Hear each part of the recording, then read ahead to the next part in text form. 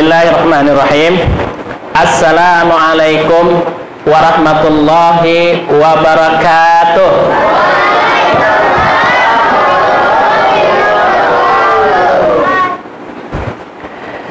Ya, sepertinya masih belum kompak ini jawab salamnya. Saya kasih pantun dulu ya, Bapak Ibu ya, biar kompak.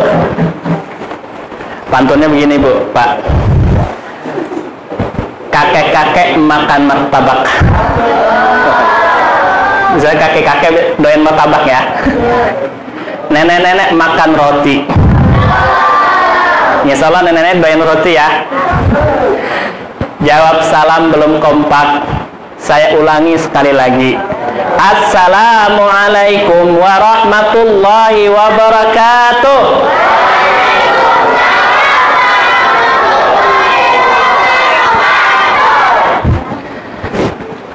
Alhamdulillah, wassalatu wassalamu ala rasulillah wa ala alihi wa sahbihi wa mawalah, amma ba'd. Yang saya hormati para alim ulama, tokoh masyarakat,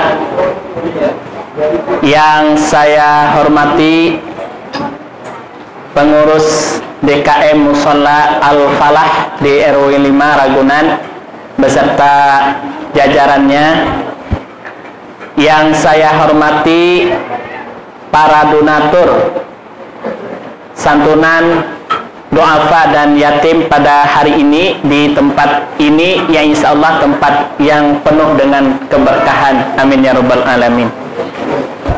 Yang saya hormati bapak-bapak, ibu-ibu yang hadir pada sore hari ini, yang insya Allah meluangkan waktunya di tempat ini.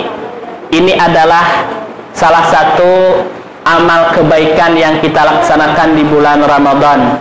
Semoga langkah Bapak Ibu dari rumah masing-masing menuju ke mushola ini, setiap langkahnya dicatat oleh Allah Subhanahu wa Ta'ala dengan kebaikan, amin ya rabbal alamin. Dan tidak lupa yang saya cintai dan saya banggakan, anak-anak sekalian, yang nampaknya saya lihat pada sore hari ini wajahnya senyum ya, melebar ya, senyum dan ceria, alhamdulillah. Bagaimana anak-anak, senang? Senang dikasih duit?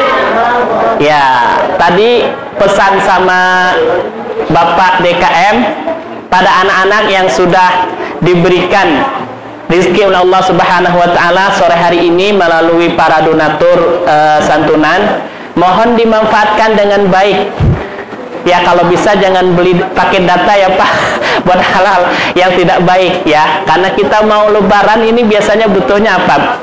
Kalau mau lebaran butuhnya apa?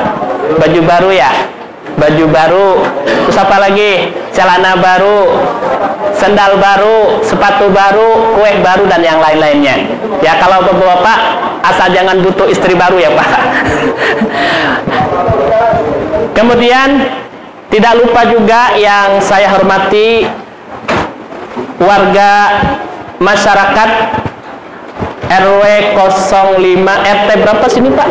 RT 12 ya, RT 12 RW 05. Kebetulan Bapak Ibu kita masih bertetangga ya. Saya tinggalnya di RW 3 di Pekayon, RT 9. Nah, tadi saya lewat ke sini naik motor pelan-pelan, melewati jalan dari Pekayon, jalan Musyawarah lurus keluar di dekat Simatupang. Karena saya nggak pakai helm, saya pikir tadi nggak lewat jalan raya, lewat di keluar di Simatupang, terus mutar balik di depan rumah sakit sampai ke sini. Itu saya mengamati di perjalanan Bapak Ibu dari Pekayon sampai Musyawarah sampai ke sini, itu banyak banget yang jualan gorengan, jualan lontong, jualan kolak, jualan minum, sampai ke gang ini juga masih ada yang jualan. Tapi kalau di luar bulan puasa itu nggak ada. Saya ingin menyampaikan pesan Bapak Ibu sekalian, ini adalah salah satu keberkahan bulan Ramadan. Bulan Ramadan yang penuh dengan bulan berkah. Ini salah satunya. Ya, orang ekonomi meningkat, ya. Orang jualan banyak, apalagi nanti mau hari raya, menjelang-jelang hari raya. Bapak Ibu sekalian, anak-anak yang saya banggakan, pertama kita mengucapkan puji syukur kepada Allah Subhanahu wa taala, berterima kasih kepada para donatur yang pada hari ini sudah memberikan sebagian rezekinya untuk kita yang ada di sini. Kita doakan para donatur tersebut panjang umur, sehat, murah rezekinya, sehingga tahun depan dia akan memberikan lagi hal yang sama di tempat ini dengan jumlah yang lebih besar lagi. Amin ya rabbal alamin. Ya, kebetulan saya juga jadi pengurus di DKM Masjid At-Taubah Komplek Polri. Mungkin Bapak Ibu pernah sholat di sana. Nah, tadi pagi juga alhamdulillah kami di DKM Masjid At-Taubah mengadakan acara yang sama. Cuman bedanya apa Bapak Ibu? Kalau di At-Taubah tadi tidak ada makannya. Ya, kita acaranya pagi, tidak ada buka bersama. Sama yang kita berikan juga anak-anak yatim. Nah, ini adalah pekerjaan yang sangat mulia. Siapapun yang terlibat, siapapun yang ikut serta, siapapun yang ikut berkontribusi terhadap terlaksananya acara santunan ini, insya Allah, Allah Subhanahu wa ta'ala melalui Rasulullah menjelaskan bahwa dia akan bersama Rasulullah di surga, jaraknya antara jari tengah dan jari telunjuk. Kata Rasulullah, ana wa kafilul yatama hakaza fasyara sabab wa sabain. Kata Rasulullah, saya dan orang yang menjamin anak yatim, yang menyantuni anak yatim, yang memelihara anak yatim, itu di surga bersama dengan saya seperti ini jaraknya antara jari tengah dan jari telunjuk. Ini kan dekat Bapak Ibu. Ya, kalau kita ingin bersama Rasulullah, ya kita rajin-rajin menyantuni anak yatim. Seperti itu Bapak Ibu. Jangan kita pikir Bapak Ibu menyantuni anak yatim itu harus orang kaya. Enggak. Saya enggak punya duit, bagaimana menyantuni anak yatim sementara saya butuh? Ibu datang ke sini membantu acara ini terlaksana, itu juga turut berkontribusi dalam mengurus anak yatim, dapat pahala nanti masuk surga bersama Rasulullah Sallallahu Alaihi Wasallam. Kemudian yang berikutnya tidak lupa kita bersalawat kepada Nabi Muhammad Sallallahu Alaihi Wasallam. Allahumma sholli ala Sayyidina Muhammad wa ala ali Sayyidina Muhammad. Kepada qudwah hasanah kita, suri tauladan kita, Nabi akhir zaman yang mengajarkan kita dari yang tidak tahu menjadi tahu, yang mengajarkan kita yang tidak kenal Islam menjadi kenal Islam, yaitu Nabi Muhammad Sallallahu Alaihi Wasallam.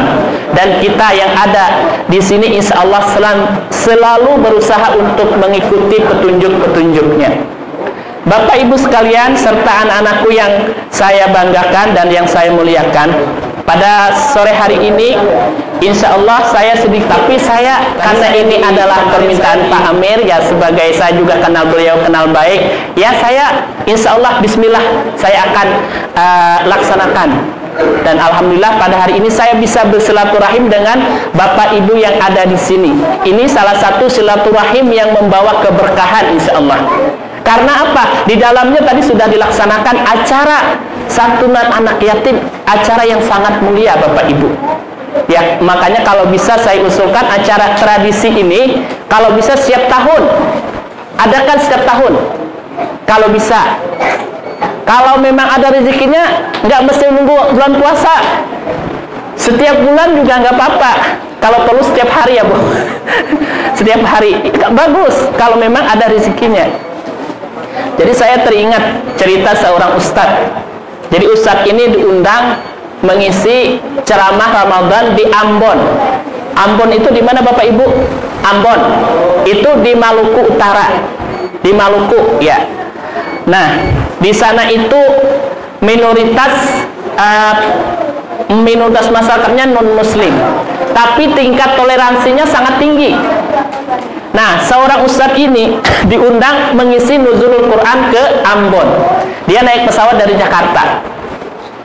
Dia terbang ke sana sampai ke bandara di Ambon, dia dijemput sama masyarakat, udah ditungguin di bandara. Begitu dia keluar bandara, masuk mobil, ternyata dia disambut sangat begitu meriah. Dan di perjalanan menuju ke tempat acara, ini yang menyambut ini bukan hanya orang muslim Bapak Ibu, orang non-muslim juga banyak. Dia senang dengan kehadiran ustadz yang mengisi tausiah di kota mereka. Akhirnya ketika di perjalanan, para masyarakat ini berbicara sama ustadz ini, "Ustadz, terima kasih sudah berkunjung ke kota kami. Kami sangat senang Ustadz bisa hadir di sini mengisi tausiah." Padahal orang non-muslim. "Kami sangat merasakan Ustadz keberkahan bulan Ramadan, keuntungan di bulan puasa ini Ustadz. Setiap bulan puasa bisnis kami meningkat omsetnya. Jualan kami di pasar-pasar, di toko-toko meningkat Ustadz, berpuluh-puluh kali lipat. Nah, kalau bisa nggak Ustadz setiap bulan ada lebaran?" Kira-kira gimana tuh?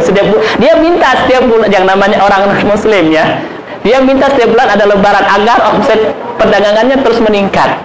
Nah, saya ingin mengatakan Bapak Ibu, ternyata keberkahan bulan Ramadan itu bukan hanya dirasakan sama orang-orang muslim kita, tetapi juga orang-orang non-muslim merasakan keberkahan Ramadan ini. Ya kan, Bapak Ibu pergi ke, kalau di sini di Transmart. Transmart itu yang jualan itu belum tentu orang muslim semua. Di Mall Pejaten, yaitu mall favorit saya Bapak Ibu, karena saya tinggal melangkah kalau jalan ke sana ya. Kalau mau belanja biasanya tinggal melangkah ke atas ya. Nah, itu yang punya, kita nggak tahu siapa yang punya, dan kita tidak menjamin yang punya itu juga orang muslim. Tapi mereka merasakan keberkahan Ramadan. Kemarin sebelum puasa ya, sebelum puasa berapa hari itu saya stok belanja buat sebulan tuh di Pejaten. Itu Masya Allah Bapak Ibu, antri di kasir itu yang biasanya hanya 5 orang itu sampai puluhan ke belakang. Nah, ini salah satu keberkahan yang mereka rasakan di bulan Ramadan. Orang-orang muslim juga merasakan. Nah, apalagi orang-orang muslim, khususnya anak-anak yatim.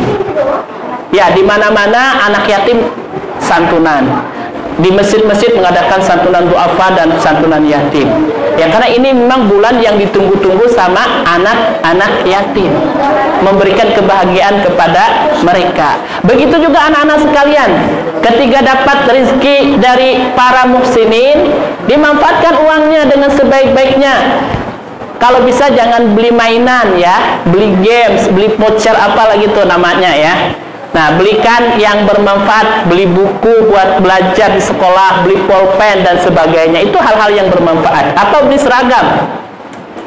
Bapak Ibu sekalian yang dirahmati Allah Subhanahu wa taala, pada kesempatan ini saya ingin menyampaikan sebuah ayat yang Allah Subhanahu wa taala firmankan, "Wa anfiqu mimma razaqnakum min qabli ay ya'tiya ahadakumul maut fayaqul rabbi laula akhartani ila ajalin qarib fa asaddaqa wa akum minas solihin." Ini ada di surat Al-Munafiqun ayat 11 kalau nggak salah, surah Al-Munafiqun. Kata Allah, "Wa anfiqu mimma razaqnakum," dan hendaklah kamu menginfakkan. Ini perintah Bapak Ibu, anfiqu, infakkanlah, mimma razaqnakum, dari apa yang aku telah rizkikan kepada kamu, yang telah aku berikan kepada kalian. Kita harus infakkan. Min qabli ayyatiya ahadakumul maut, sebelum mati, sebelum kematian menimpa kita. Jadi Bapak Ibu sekalian, ini salah satu ayat yang memerintahkan kita untuk berinfak, infak, sedekah dan sebagainya sebelum datang kematian. Karena apa? Lanjutan ayatnya, fayaqula rabbi laula akhartani.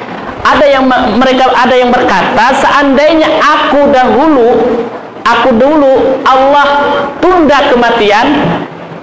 Jadi kalau ada orang yang mati, dia dulu berangan-angan kalau seandainya Allah menunda dia mati, bisa ditunda matinya, apa yang dia lakukan pertama? Fa asaddaqa wa akum minas sholihin, maka dia akan pertama dia akan berinfak atau bersedekah. Itu yang dia lakukan. Jadi Bapak Ibu sekalian, kita jangan berpikir saya nggak punya duit berinfak. Memang berinfak itu identik dengan uang, tapi tidak harus infak itu dengan uang. Di ayat yang lain Allah Subhanahu wa taala menjelaskan, Allah menjamin menyediakan surga seluas langit dan bumi. Allah menyediakan surga luas langit dan bumi. Kalau saya tanya, anak-anak mau nggak masuk surga? Adik-adik mau nggak masuk surga? Benar, mau masuk surga. Mau nggak sekarang masuk surga? Mau, tapi mati dulu. Ya, tapi insya Allah nanti ya, insya Allah. Kalau ditanya mau nggak masuk surga, pasti mau. Nah, Allah menyediakan surga seluas langit dan bumi bagi siapa? Allazina yunfiquna fis-sarra'i wad-dharra, orang-orang yang menginfakkan hartanya dalam keadaan sempit maupun keadaan lapang. Nah, maksudnya orang yang berinfak dalam keadaan sempit ini maksudnya dia nggak mesti nunggu banyak duit. Karena infak itu adalah bukti keimanan seseorang.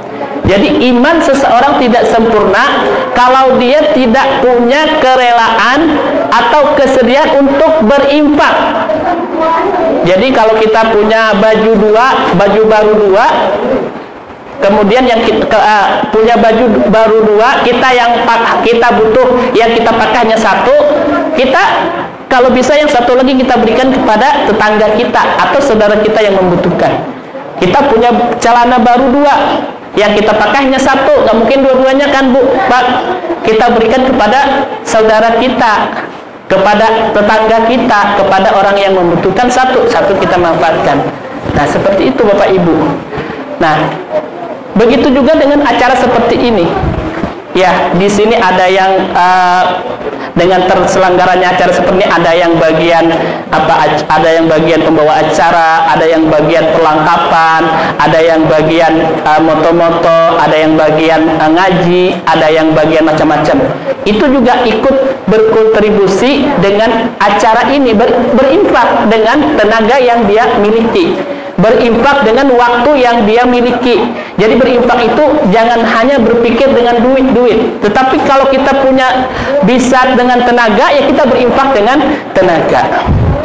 Bapak Ibu sekalian yang dirahmati Allah Subhanahu wa taala, di dalam kitab Ad-Diyafah fi ma jaa fi Shadaqah disebutkan bahwa ada beberapa keutamaan yang didapatkan ketika kita berinfak, kita gemar bersedekah.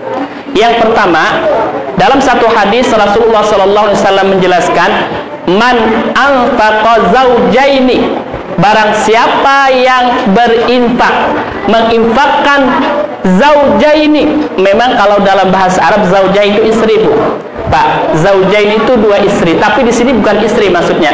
Barang siapa yang menginfakkan zaujaini, dua hartanya, nudiya fil jannah, maka dia akan dipanggil di salah satu pintu surga. Jadi surga itu banyak punya pintu. Nah, dia akan dipanggil di salah satu pintu surga. Ya Abdullah, wahai hamba Allah, hadza khair, kemarilah, ini adalah kenikmatan untukmu.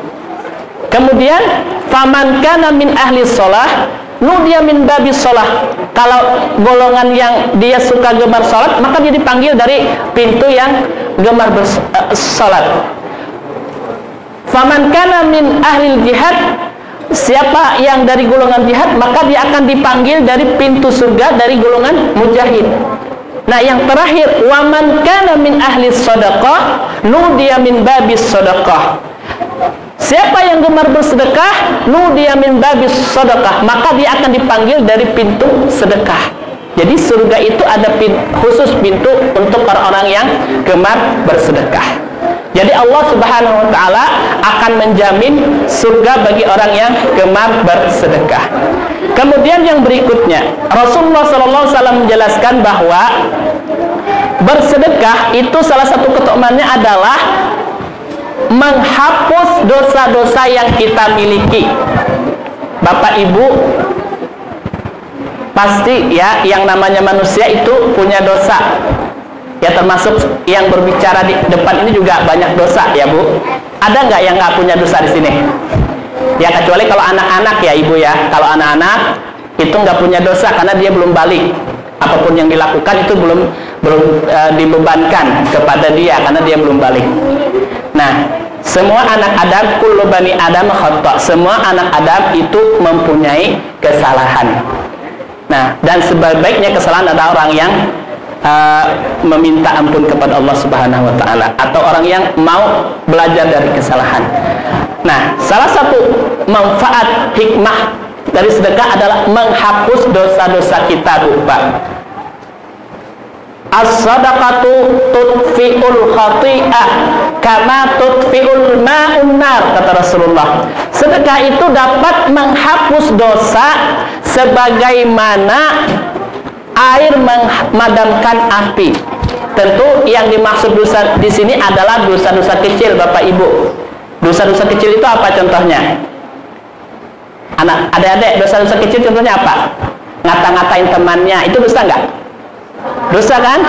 Si A ngatain si B, kamu jelek, kamu hitam. Nah itu dosa kecil. Atau bully temannya, itu juga dosa. Nah, dosa-dosa ini yang diampuni melalui bersedekah salah satunya. Kalau dosa besar itu harus bertaubat dan berazam tidak mengulangi lagi. Kemudian yang berikutnya dijelaskan bahwa salah satu ini yang terpenting Bapak Ibu, karena di sini ada beberapa cerita yang hikmah dari sedekah. Sedekah itu membuat urusan kita mudah. Yang tadi susah menjadi mudah. Ini saya dapat cerita. Ada seorang mahasiswa di Surabaya, dia kuliah di jurusan informatika. Kalau informatika pasti bidang komputer ya Bapak Ibu ya. Informasi itu biasanya lebih identik dengan IT. Cek. Nah,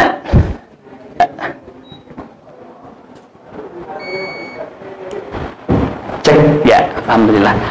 Nah, dia selesai kuliah di Surabaya di bidang IT. Nah, bayangan dia apa?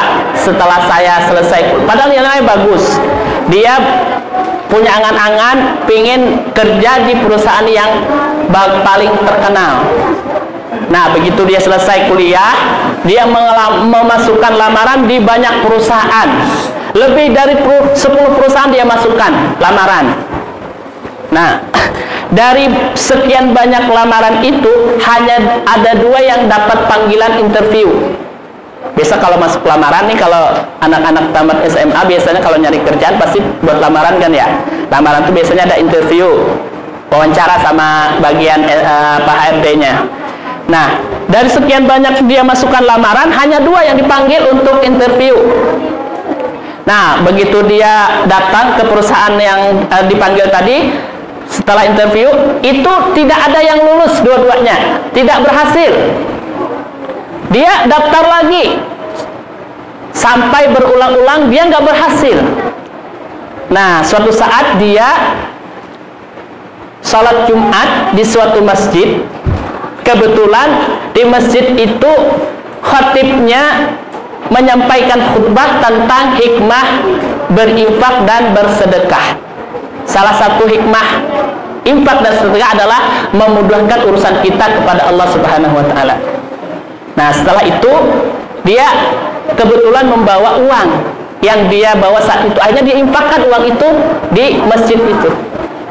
Nah, setelah itu dia coba lagi masukin lamaran.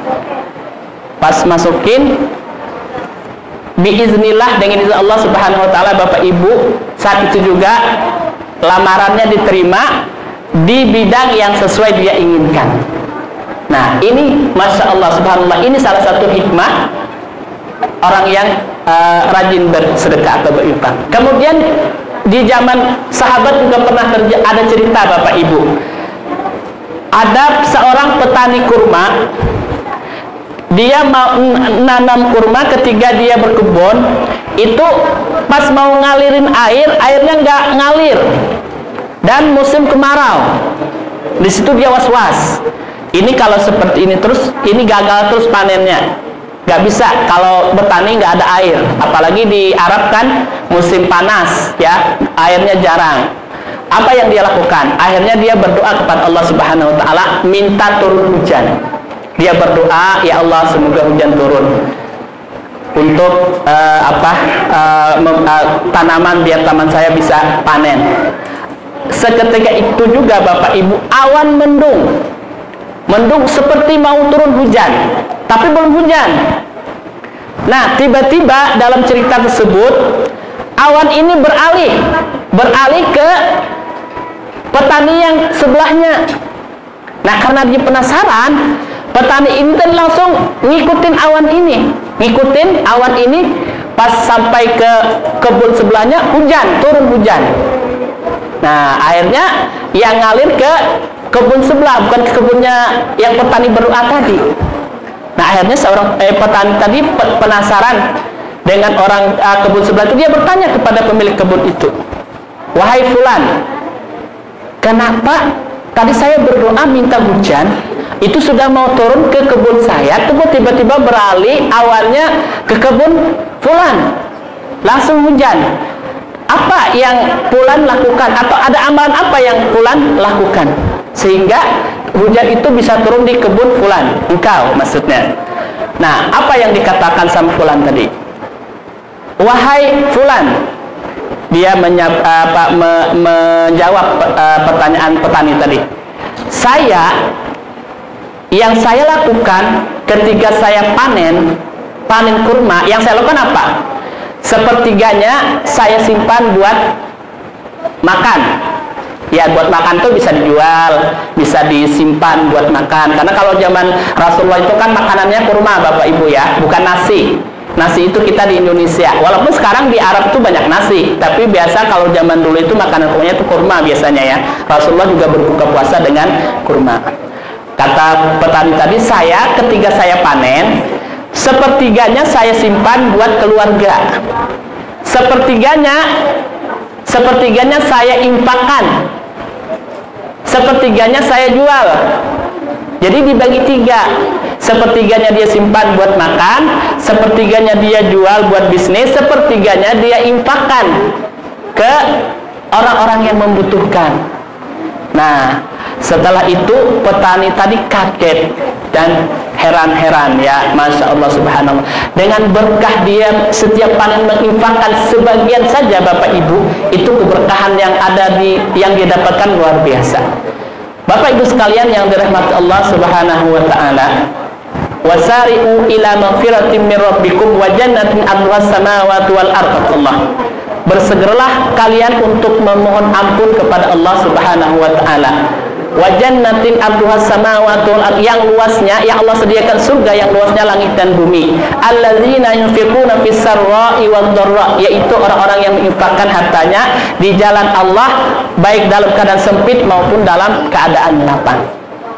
Bapak Ibu sekalian yang dirahmati Allah Subhanahu wa taala, pada bulan Ramadan ini saya ingin menyampaikan bahwa salah satu kegiatan yang prioritas Rasulullah lakukan pada zaman dahulu itu adalah memperbanyak sedekah. Makanya ketika sahabat bertanya, wahai Rasulullah, sebaik-baik sedekah itu sedekah apa?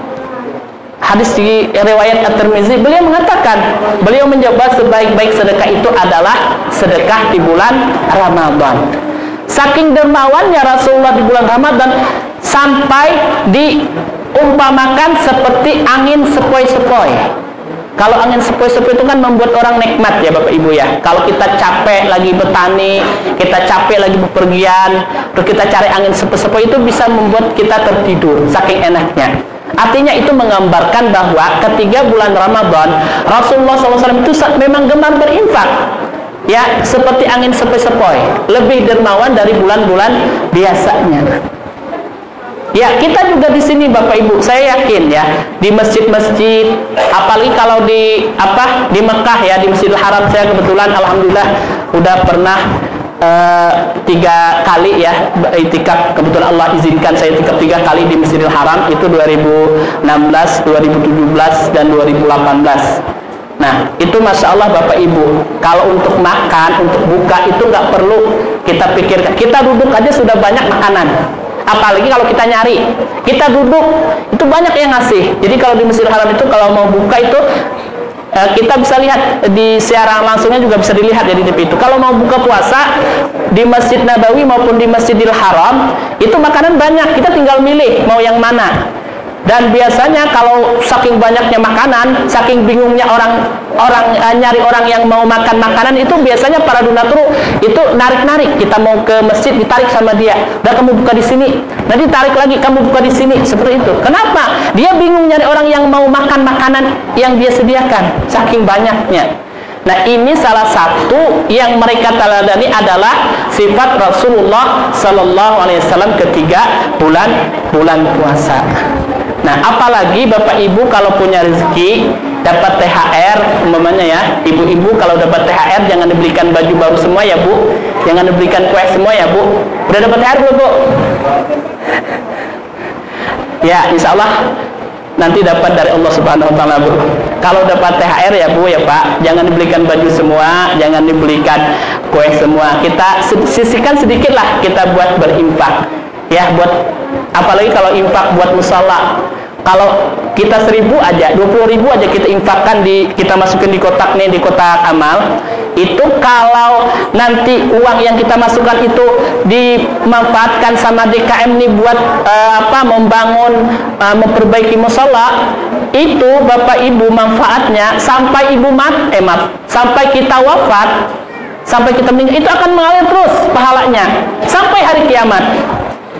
Itu dengan 10.000 Bapak Ibu. Apalagi kalau Bapak Ibu membangun ini, kalau ada DKM rencana meningkat ini ya Pak Amir ya, di tingkat mamanya terus ada kita nyumbang. Nah itu Masya Allah luar biasa ya, manfaat yang kita dapatkan berinfak, apalagi di masjid, di musala yang sangat dibutuhkan. Ini salah satu cara kita memanjakan akhirat Bapak Ibu.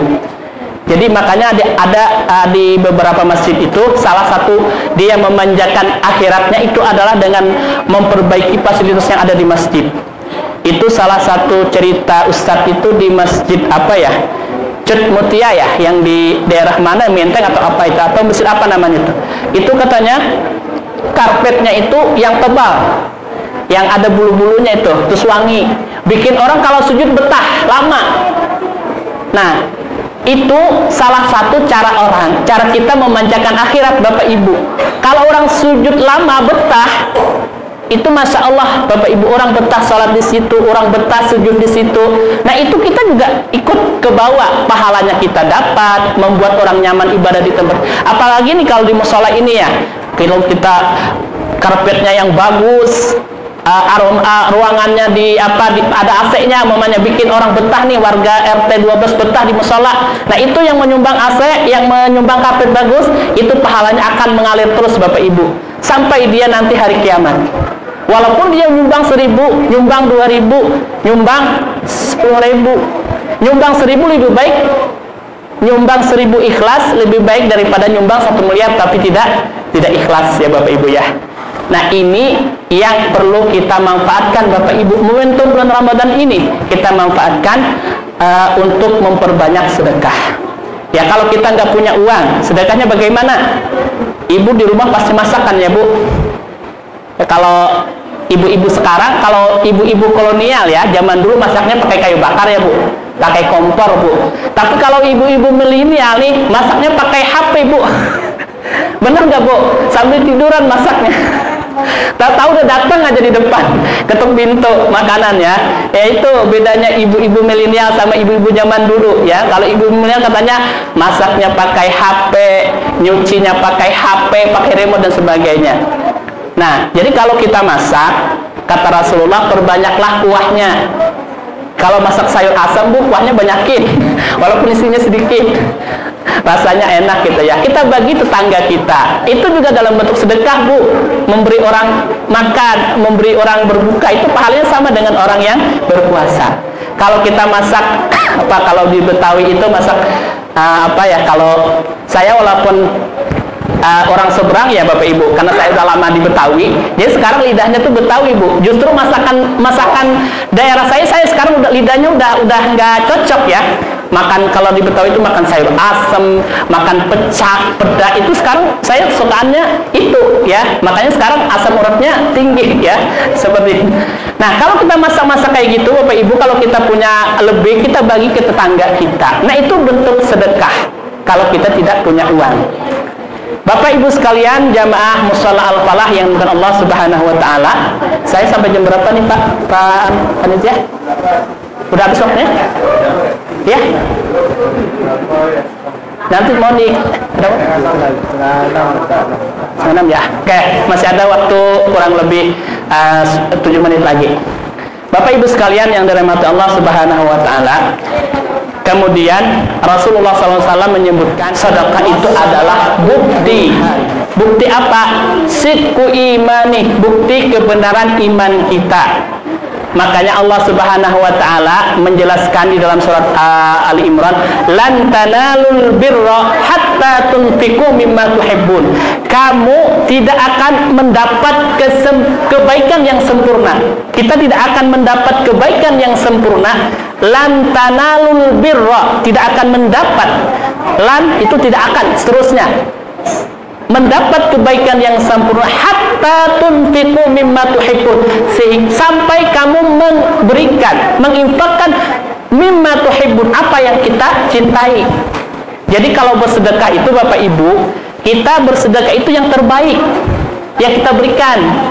Jangan yang sudah nggak dipakai kita kasih ke orang, yang sudah barang-barang buluk kita kasih ke tetangga. Nah, itu namanya bukan tuhibbun. Jadi memberi sedekah itu yang terbaik. Kalau ada pakaian second satu, pakaian baru satu, yang second yang bisa kita pakai, yang baru kita kasih ke tetangga kita, itu baru namanya tuhibbun, memberikan sedekah yang kita cintai, harta yang kita cintai, itu baru kita mendapatkan kesempurnaan, kebaikan yang sempurna. Ini kita berinfak barang-barang yang sudah tidak kita pakai, yang tidak layak dipakai, kita berikan ke orang. Jangan seperti itu Bapak Ibu ya. Jadi minimal yang masih bisa dimanfaatkan sama orang lain. Allah Subhanahu wa taala sudah mengatakan, menjelaskan seperti itu. Kalau kita ingin mendapatkan kesempurnaan yang baik, maka kita harus menginfakkan apa-apa yang kita cintai. Ya, kalau kita nih cinta harta, mamanya emas, kita punya emas 1 gram, itu kan emas itu kan sesuatu yang kita cintai ya Bu. Nah, ketika ada orang membutuhkan, mau pinjam duit, sangat butuh banget, kita punya satu-satunya emas. Nah, kita kenal sama orang, namanya kenal baik sama orang itu, tapi orang itu sangat butuh, mintanya ke kita, ke yang lain nggak enak. Nah, itu uji keimanan kita di situ Bapak Ibu. Kita mau jual emas ini, sementara emas ini satu-satunya simpanan kita. Kalau kita jual nanti apakah masih bisa beli lagi? Biasanya godaan seperti itu. Nah, kalau Bapak Ibu ketika dalam kondisi seperti itu memberikan meminjamkan kepada yang butuh tadi, itu salah satu bukti keimanan Bapak Ibu ya, menginfakkan dari apa yang sesuatu yang dicintai. Ibu, adik-adik sekalian yang bisa saya sampaikan pada sore hari ini, semoga apa yang saya sampaikan pada sore hari ini ada manfaatnya untuk diri saya sendiri dan juga bagi jamaah sekalian. Lebih dan kurangnya mohon maaf. Saya akhiri dengan sebuah pantun. Mencuci pakaian sampai bersih. Cukup sekian dan terima kasih. Assalamualaikum warahmatullahi wabarakatuh.